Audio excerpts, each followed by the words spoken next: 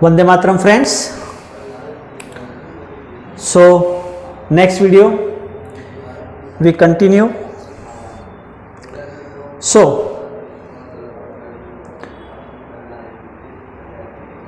हमने देखा था पहले कि भाई उसको जो है वो 3 नेस्टेड कॉफिन्स के अंदर दफनाया गया था। तो जैसे ही वो फर्स्ट कॉफिन ओपन किया तो उसमें देखा कि पूरा जो बॉडी था वो कपड़े से ढका हुआ था और गोल्ड ने उसके ऊपर जो है वो फ्लावर्स और लीव्स और जंगली अजवाइन की जो फ्लावर्स होती है, फिर लोटस पेटल्स होती है, कॉर्न फ्लावर्स होती है, वो पूरा जो है वो एक एविडेंस था कि भाई तट को जो है वो मार्च और अप्रैल महीने में ही दफनाया गया था। Next paragraph, the sun can beat down like a hammer this far south in Egypt. और यहाँ पे हमने देखा कि भाई उसकी बॉडी के साथ जो है पूरा गोल्ड वो चिपक गया था, तो उसको अलग करने के लिए, रिमूव करने के लिए the sun can beat down, जो सन जो है उस वो धूप जो है वो हथौड़े की तरह चोट करती थी। यहाँ पे the sun can beat down like a hammer, यहाँ पे जो सन था उसकी जो धूप थी वो हैमर की तरह चोट करती थी। कहाँ पे? Far south in Egypt, Egypt के साउथ में। And Carter try to use it to loose the resin. तो यहाँ पे कार्टर ने सोचा कि भाई चलो ये धूप के अंदर उसे रख दूं और उसे थोड़ा लूज करूं, क्योंकि वहाँ इजिप्ट में साउथर्न की तरफ जो धूप थी वो बहुत ही हॉट थी, ज़्यादा ही धूप थी। तो जैसे कि हैमर की तरह वो चोट कर रही थी, तो उसने क्या किया कि उसको लूज करने के लिए धूप में लेके गए। फॉर सेवरल आवर्स, और सेवरल आवर्स के बाद ही set the mummy outside in blazing sunshine. Several hours के बाद मम्मी को बाहर जो है वो very blazing means very hot, flaming, धूप में रखा। Sun that heated it to 149 degrees in Fahrenheit. यहाँ पे 149 डिग्री में डिग्री जो थी उस टेम्परेचर में उसे हीट के लिए धूप में उसे रखा। नथिंग बच मीन्स कोई भी फर्क नहीं हुआ वहाँ पे। बज means made the slightest movement, थोड़ा सा ऐसा स्लाइटेस्ट मूव किया लेकिन कुछ भी फर्क नहीं पड़ा। He reported with scientific detachment that, यहाँ पे उसने एक साइंटिफिक अलूफनेस में रिपोर्ट किया था कि the consolidate material had to be chiselled. Means consolidate means solidified, पूरा ठोस बन चुका था वहाँ पे वो। एंड सीजल्स मीन काटना पड़ेगा, कट विथ सीजल। उसने कहा कि भाई सॉलिफाइड मटेरियल जो है उसको निकालने के लिए उसे काटना पड़ेगा सीजल से। That away from Bennett the लिम, जो नीचे बेनेट द लिम, पूरे लिम के नीचे और ट्रंक के नीचे, before it was possible to raise the king's remains. उस बॉडी को लिम से लेकर ट्रंक तक पूरा काटना पड़ेगा, तभी उसको अच्छी तरह से उसकी जो भी सर्च है वो अच्छी तरह से होगी। इन हिज डिफेंस, और उस बचाव में, Carter really had little choice, क्योंकि कार्टर के पास बहुत ही कम ऑप्शन था। If he had not cut the mummy free, अगर वो मम्मी को नहीं काटे तो thieves most certainly would have the guard and write it apart to remove the gold। अगर समय पे कट न करे तो जो thieves जो थे वो certainly would have circumvented means उसे धोखा दे दिया होता। अवॉइडेड द गार्ड्स मीन्स वो गार्ड को धोखा दे दिया होता। अगर वो समय पर उसे जो सिजल से नहीं काटते तो जो चोर थे वो सब गार्ड को धोखा देकर पूरा ले जाते। And ripe it apart means store away forcibly, और उसको पूरा गोल्ड जो है वो तोड़ देते और निकाल लेते। तो उसको यहाँ पर बॉडी को लिम्ब से लेकर ट्रंक तक जो है वो सिजल जो आती है उसका उपयोग करना पड़ेगा। और उसने डिफेंस में कहा कि अगर भाई मैं अगर नहीं काटूं तो जो चोर है वो लोग क्या करेंगे कि गार्ड को अवॉइड करके धोखा देके वो पूरा गोल्ड जो है वो निकाल लेते। In Tut's time the royal were fabulously wealthy, क्योंकि तट के टाइम पे जो शाही जो लोग थे उनमें वेल्थ जो है बहुत ही एक्सट्रीमली था। वहाँ पे बहुत तट के समय पे सोना जो था, वेल्थ वो था, संपत्ति जो थी वो बहुत सारी थी। एंड दे थॉट, और ऐसा वो लोग सोचते थे और होप, ऐसी उम्मीद थी, they could take their riches with them, ये सब सोना जो है वो पूरी जो प्रॉपर्टी जो है कि भाई अपने साथ अपना धन अपने साथ ले जा सके। क्यों? For his journey to the great beyond, जब उनकी मृत्यु हो जाए तब ये पूरी उनकी जो प्रॉपर्टी है, जो चीजें हैं वो सब साथ में ले जाए, क्योंकि उनका मानना था कि मृत्यु के बाद भी अगर दूसरी जर्नी में ये सब उनको साथ में काम लगेगा, उनके साथ ही ये चीजें जाएगी। किंग टट was lavish with means given generously, जो किंग टट को जो है वो तावीज दिया गया हुआ था। तो उसके बाद ग्लिटरिंग गुड्स, चमकता हुआ सामान, प्रीशियस कॉलर्स, क्या था जब उनको दफनाया था सब उसके साथ जो थे आजू बाजू जो थे क्या था वहाँ पे, क्योंकि वो जैसे ही मरा तो भाई पूरा गोल्ड वो रखा हुआ था, वेल्थ पूरी तट के समय की वो जो तट के समय की जो प्रॉपर्टी थी वो सब रखा हुआ था। वो लोग ऐसी उम्मीद थी कि भाई मरने के बाद जब पुनः जीवन मिलेगा तो दूसरी जर्नी में ये सब चीज़ें जो है वो साथ में आएगी।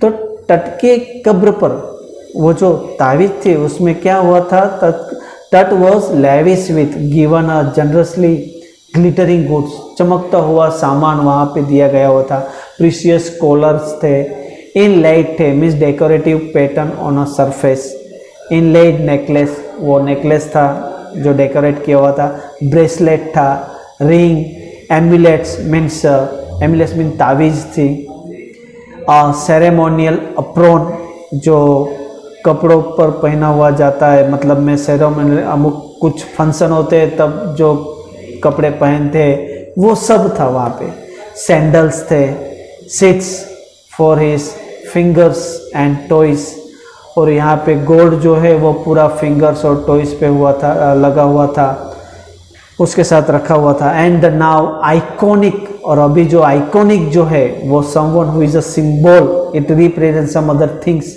Inner coffin and mask all of pure gold. उनका जो आइकॉनिक था वो इनर कॉफिन और मास्क आउटसाइड जो है पूरा गोल्ड से भरा हुआ था। टू सेपरेट करने के लिए Tut from his adornments, Carter's men remove the mummy's head, और उसको पूरा सेपरेट करते हुए फ्रॉम हिज एडॉर्नमेंट्स, पूरा डेकोरेशन जो था वो Carter's man remove the mummy's head, जो कार्टर्स के जो मैन थे वो लोग ने पूरा मम्मीज का हेड जो है वो रिमूव किया, एंड सीवर्ड थोड़ा कट किया, नियरली एवरी मेजर जॉइंट, जहाँ जहाँ पे जॉइंट था वहाँ पे धीरे धीरे वो लोग ने उन्हें कट किया। वंस दे हैड फिनिश, और जैसे ही उन्होंने ये खत्म किया, दे reassemble the remains on a layer of a sand in a wooden box with padding that concealed the damage the bed where the tut now rest। और once they had finished, जैसे ही उन्होंने ख़त्म किया, they reassemble, उन्होंने फिर join किया, remains on a layer of sand in a wooden box, जो अवशेष थे उनके रेत की परत पर वुडन बॉक्स में उनको ज्वाइन किया विथ पैडिंग, एक गद्दी के साथ, सॉफ्ट मटेरियल जो है उसके साथ, और कंसील, उसको हाइड कर दिया डैमेज में, कि जैसे वो पता न चले। एंड द बेड वेयर तट नाउ रेस्ट, और वहाँ पे अभी जो बेड था वहाँ पे तट रेस्ट कर रहा है। तो जितना गोल्ड था वो सब निकाल लिया, और वहाँ पे पूरा हेड ने वो सब जो रिमूव किया हुआ था फिर से उन्होंने लास्ट में ज्वाइन कर दिया पूरा सब, और साथ में वो सब जो वुडन बॉक्स थे, उस रेत की वुडन बॉक्स है उसमें वो पूरा रिमेन्स कर दिया था, एंड फिर से ज्वाइन कर दिया था। वुडन बॉक्स में जो पैडिंग जो आती है सॉफ्ट मटेरियल, जो उससे डैमेज जो पीस थे वो हाइड कर दिया, जैसे अगर कोई ओपन के तो उसको पता ना चले। जैसे वो तट का जो रेस्ट था आराम कर रहा था वैसे ही वो लोग वहाँ पे रख दिया। आर्कियोलॉजी हैज चेंज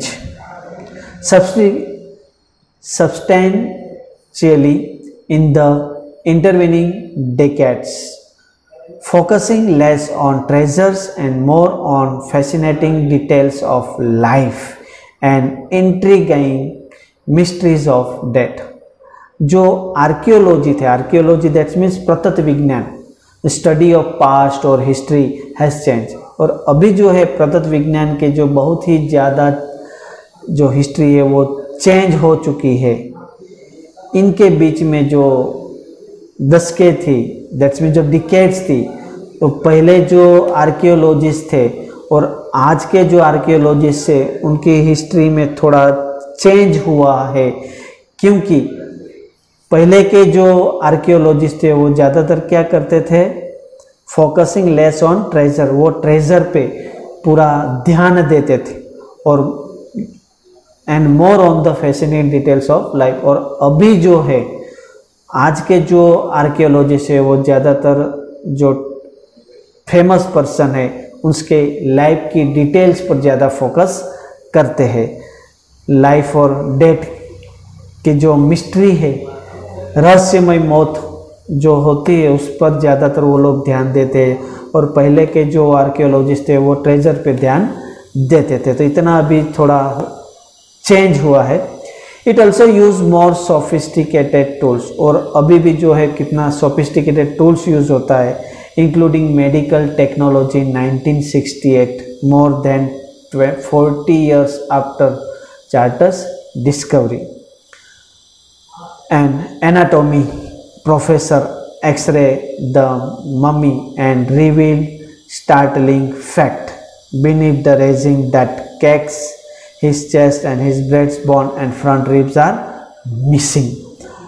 मैंने आपको बताया कि जो पहले के आर्कियोलॉजिस्ट थे वो ज़्यादातर ट्रेजर पे ध्यान देते थे, और अभी के जो आर्कियोलॉजिस्ट थे वो ज़्यादातर जो पर्सन है उसकी लाइफ और डेथ की जो मिस्ट्री है उस पर ध्यान देते थे। और it also use more sophisticated जो टूल्स थे, sophisticated, clever and completed on working में। उसमें क्या इंक्लूड होता था, मेडिकल टेक्नोलॉजी, उसका ज़्यादा यूज़ करते थे। इन 1968 में, मोर देन 40 years आफ्टर कार्टर्स डिस्कवरी, 1968 में, यानी कि फर्स्ट डिस्कवरी कब हुई थी, 1920 में, और अभी साल चल रहा है 1968 में। तो 40 साल के बाद the anatomy means study of human structure. तो जो कार्टर्स डिस्कवरी जो है 40 साल के बाद प्रोफेसर एक्सरेड द मम्मी, दोबारा उसका एक्सरे किया, मम्मी का एक्सरे किया, एंड रिवील्ड मीन्स खुलासा किया, क्या चौंका देने वाली बात खुलासा किया, सरप्राइज किया, फैक्ट क्या, बीनीथ द रेजिन दैट, जो वहाँ पे जो कवर विथ थिक लेयर, उसके ऊपर जो थिक लेयर ढकी हुई थी, उसमें उस चेस्ट और breast bone head front ribs are missing. तो 40 साल के बाद 1968 में कार्टर ने डिस्कवर जो किया था, उसको प्रोफेसर ने एक्सरे किया मम्मी का और खुलासा किया कि भाई यहाँ पे जो है चेस्ट और उसकी ब्रेस्ट बोन्स जो है एंड फ्रंट रिब्स जो है वो मिसिंग है। Today diagnostic imagining can be done with CT scan or city by which hundreds of X-ray in cross sections are put together like slides of bread to create a 3-dimensional virtual body। और आज जो है diagnostic means connected with identifying an illness, जो diagnostic है, जो imaging can be done, वो imaging जो है वो इमेजिंग कर सकते हैं किसके द्वारा, सिटी स्कैन के द्वारा। सिटी स्कैन को कहते हैं कंप्यूटेड टोमोग्राफी, जो यूजिंग कंप्यूटर्स और technique for displaying cross section through a human body using x-ray. CT scan में एक्सरे का जो यूज़ होता है उसमें उन्होंने इमेजिन किया कि by which hundreds of x-ray, उसका जो है वो 100 ऑफ एक्सरे निकाला इन क्रॉस सेक्शंस। एक पूरा सेक्शन जो है उन्होंने एक्सरे जो निकला वो इकट्ठा किया और पुट टुगेदर, साथ में रखा, जैसे कि जो ब्रेड के स्लाइड की तरह पूरा एक्सरे जो है 100 एक्सरे जो है उन्होंने सेक्शन में था वो पूरा इकट्ठा किया, जैसे कि ब्रेड के जो स्लाइड है उसी तरह, एंड क्रिएट 3-डायमेंशनल वर्चुअल बॉडी, और 3-डायमेंशनल वर्चुअल बॉडी का क्रिएट किया। What more would a CT scan reveal of touch than X-ray? तो हमें वो खुलासा कर सकते हैं कि भाई अभी क्या मिलेगा, ये खुलासा करके CT स्कैन करके वो एक्सरे निकाल के, and could it answer 2 of the biggest question, जो बड़े क्वेश्चंस थे, क्या उनके आंसर मिल सकेंगे। स्टिल लिंगरिंग अबाउट हिम, जो अभी भी जो क्वेश्चंस है वो लटके हुए हैं, जैसे कि हाउ डिड ही डाई, वो उसकी मौत कैसे हुई, and how old was he at the time of his death, जब उसकी मृत्यु हुई तो वो कितने साल का था। उसके बाद king touch demise was a big event. Demise means death. King touch की जो डेथ थी वो बड़ी ही बिग इवेंट थी, इवन बाय रॉयल स्टैंडर्ड, शाही खानदान की डेथ थी। He was the last of his families line. क्यों? क्योंकि उनकी फैमिली का वो लास्ट वंश था। And his funeral was death Ratle. Ratle means the indicating of end of the dynasty. तो यहाँ पर जो है उनका जो डिनास्टी है वो खत्म हो रहा था, उनका वंश जो है यहाँ पे खत्म हो रहा था। But the particular of his passing away, लेकिन उसकी डेथ जो हुई थी उसकी जो डिटेल्स थी, and it's after means after affect our unclear, लेकिन उसकी मौत के बाद भी उसकी डिटेल्स जो थी वो भी, उसके बाद भी उसका परिणाम जो था वो अनक्लियर था। तो आशा रखता हूँ आपको यहाँ पे समझ में आया होगा। इसके बाद हम उनकी हिस्ट्री देखेंगे नेक्स्ट वीडियो में। Thank you.